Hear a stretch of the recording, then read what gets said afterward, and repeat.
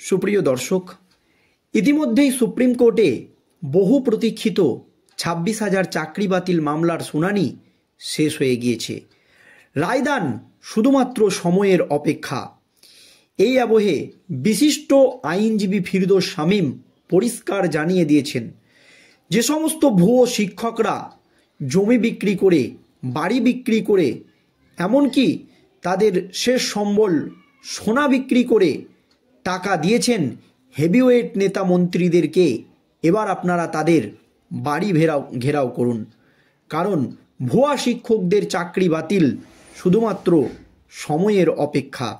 আর এই আবহে বিকাশ ভবন থেকে যে নথি কেন্দ্রীয় তদন্তকারী সংস্থার সিবিআই আধিকারিকরা উদ্ধার করেছে, সেই নথিতে পাওয়া গিয়েছে যে কোন নেতা মন্ত্রীদেরকে কে কোন ভুয়ো শিক্ষক কত টাকা দিয়ে চাকরি পেয়েছে, সেই তথ্য কিন্তু ফাঁস হয়ে গিয়েছে। আর সেই তথ্য সামনে আসতেই রাজ্য রাজনীতিতে একেবারে নতুন করে শোরগোল পড়ে গিয়েছে। আর এবার সেই ভুয়ো শিক্ষকদের লিস্ট ছাপানো হচ্ছে। রাজ্য জুড়ে নতুন করে একেবারে ভুয়ো শিক্ষকদের নামে পোস্টার। শিক্ষক নিয়োগ দুর্নীতিতে এগিয়ে বাংলা, এমনই মনে করছে সকলেই। ঠিক কী তথ্য উঠে এসেছে, কিভাবে ভুয়ো শিক্ষক ধরা পড়তে চলেছে, দেখুন দর্শক।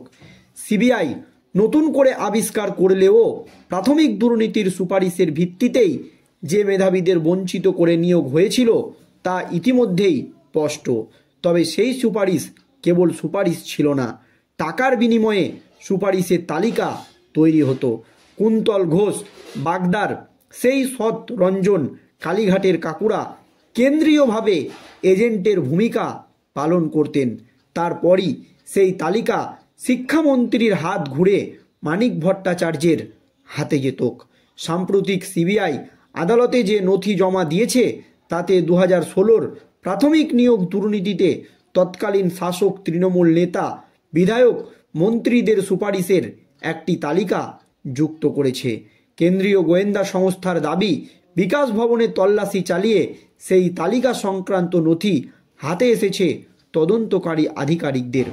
অবৈধভাবে অযোগ্যদের নাম সুপারিশ করা প্রত্যেকেই তৎকালীন শাসক তৃণমূলের নেতা ছিলেন। পরে তাদের কয়েকজন বিজেপিতে যোগ দেন।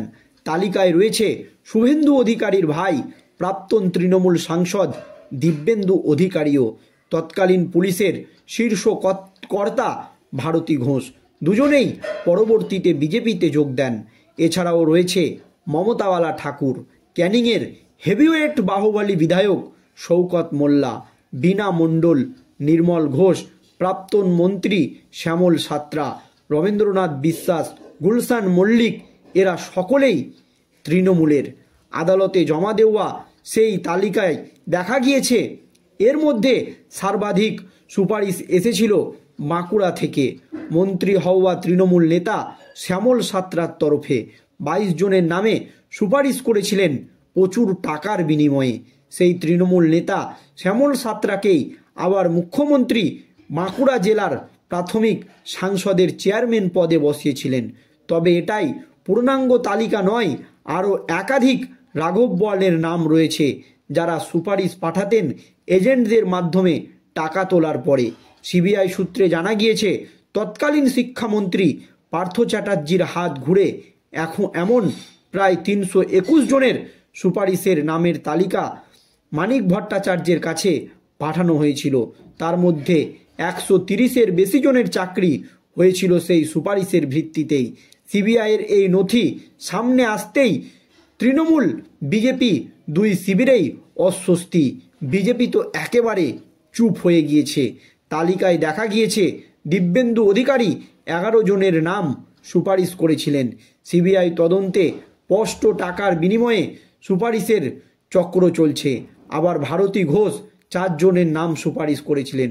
লোকসভায় বিজেপির প্রার্থী হয়েছেন, একদা মুখ্যমন্ত্রীকে সরকারিভাবে সভায় মা বলে সমর্থন করে এই প্রাক্তন পুলিশ আধিকারিক।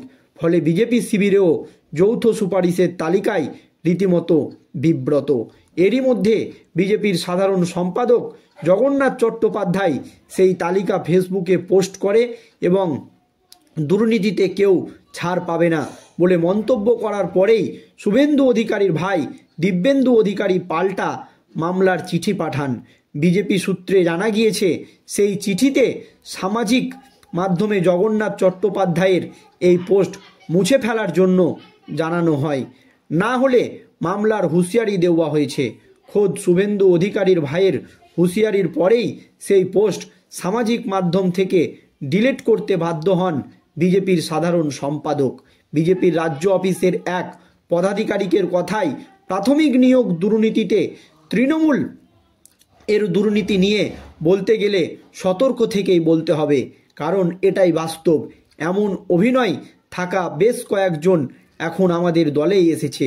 আসলে তৃণমূলে থাকতে গেলে দুর্নীতি করতেই হতো, তারা সেটা বুঝতে পেরেই তো তৃণমূল ছেড়ে আমাদের দলে এসেছে।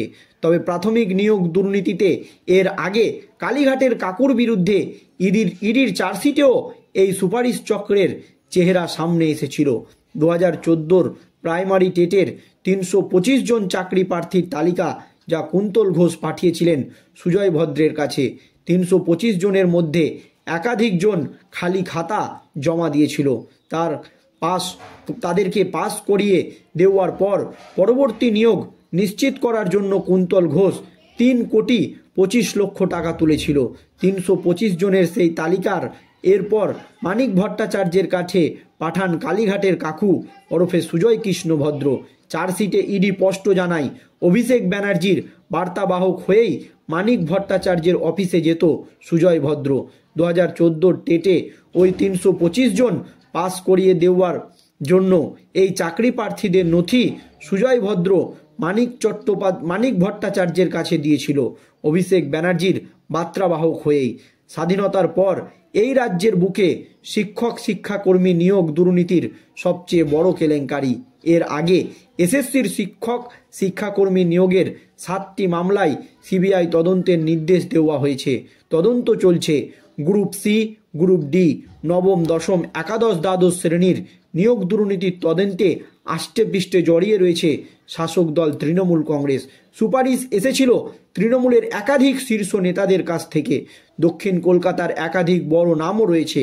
প্রাথমিক নিয়োগ দুর্নীতিতে জেরা করে এমন একাধিক বড় নাম পেয়েছিল সিবিআই, যদিও তদন্ত এখনও সেই অভিমুখে এগোয়নি। আর এবার শিক্ষক নিয়োগ দুর্নীতি কাণ্ডে যে সমস্ত ভুয়ো শিক্ষকরা রয়েছে সেই ভুয়ো শিক্ষকদের নামে রাজ্য জুড়ে পোস্টার লাগাতে শুরু করেছে রাজ্যের বিরোধী দল সিপিআইএম। দর্শক, এই রাজ্যে সবচেয়ে বড় শিক্ষক নিয়োগ দুর্নীতি হয়েছে স্বাধীনতার পর, এমনই দাবি রাজ্যের বিরোধী দল সিপিএমের। দর্শক, এই নিয়ে আপনাদের মতামত অবশ্যই কমেন্ট বক্সে জানাবেন। ধন্যবাদ।